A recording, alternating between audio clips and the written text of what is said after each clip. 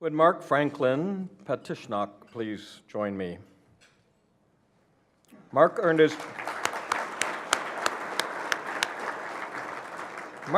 his bachelor's and doctoral degrees at Penn State. He serves as the director of the Mental Health Services and Counseling Center at Augusta University in Georgia. He leads a team that serves thousands of students each year, and his focus is on promoting the well-being of students and expanding services to help them. Mark lives with Tourette syndrome, and his lifelong experience with this condition has strengthened his role as a therapist and administrative leader. A former teacher in Mark's doctoral program said, "In my 24 years as a faculty member in a counseling psychology PhD program, I have never seen a recent graduate's career advance at this pace, and I believe this speaks to Mark's incredible skill set." I'm pleased to recognize Mark this evening with the Alumni Achievement Award.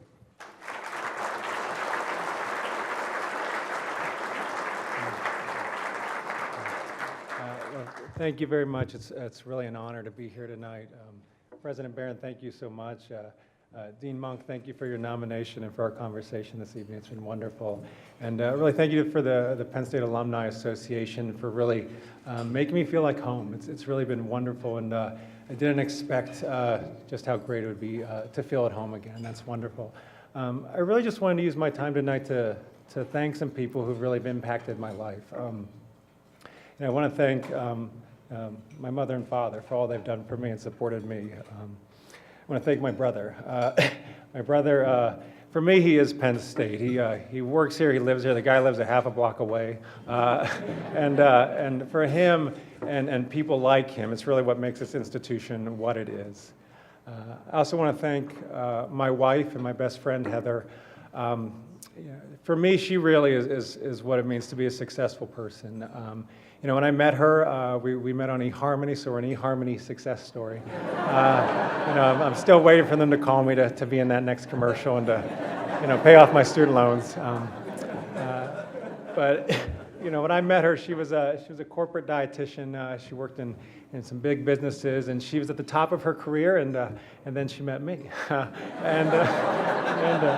I was living in Champaign, Illinois at the time, and she just kind of looked through the profile, thought it said Chicago, figured perfect, this guy's a city boy, and I'm not, I'm from here. And she said, okay, let's give this a try. And I spent time with her and got to know her, and she really got to know me and what mattered to me, and she knew that I wanted to make a difference, and she knew I was going to school and being trained to become a psychologist. So, against her better judgment, she sacrificed it all, and she put her career on hold.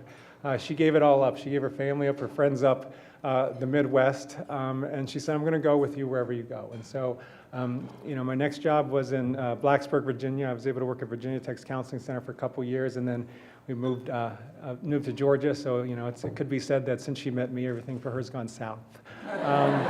And so hopefully it doesn't feel that way.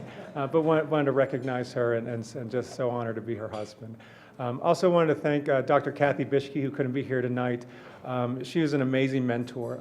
I've learned in life that maybe you get a mentor or two and maybe not. She's been the one for me, and she's really the person that allowed me to come out that I have Tourette syndrome. And I did my research in concealable stigmas, and the idea of coming out was really about LGBT and that population. But for me, I had Tourette syndrome, and I could fake it pretty good. I can let you know I don't have it, but I can do my tics, and I have Tourette's. And she was the one that really helped me with her background and in the LGBT community to understand that I myself was closeted. I was somebody who was ashamed and afraid of my disorder, and she really helped me to come out and to understand what that is, to the point where Tourette syndrome is a pretty insignificant part of my life, to the point where I can say it and not really worry about it. I was more, worried about tripping on the stairs than talking about Tourette syndrome tonight.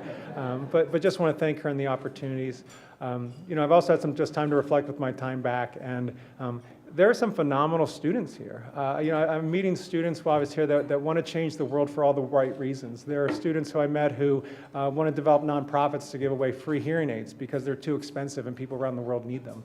And so I've just had a wonderful time, and and I've really appreciated the opportunity to be here.